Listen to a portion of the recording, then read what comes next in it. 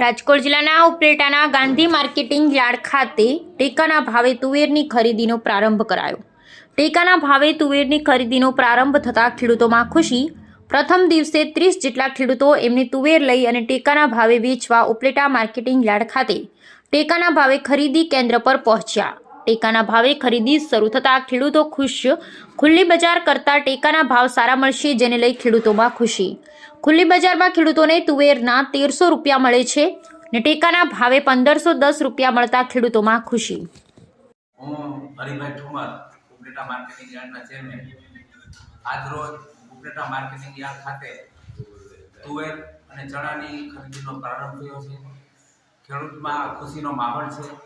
જ્યારથી ભારતીય જનતા પાર્ટીની સરકાર આવી છે ત્યારથી ખેડૂતોને પોષણક્ષમ ભાવ મળે અને ખેડૂતોના ભાવ જળવાઈ રહે એવા શુભ હેતુથી મિનિમમ પ્રાઇસ સપોર્ટના ભાવથી આજે તુવેરની ખરીદી શરૂ થઈ છે।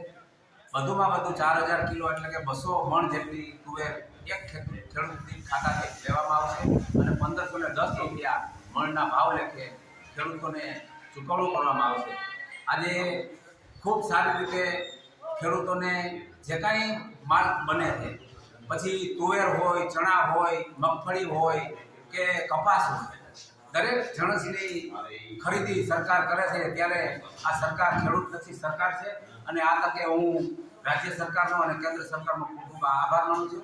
ભારત માતા કી જય। કઈ પ્રકારના ભાવ છે બજાર કરતા અહીંયા એપીએમસીમાં કેવા ભાવ મળશે?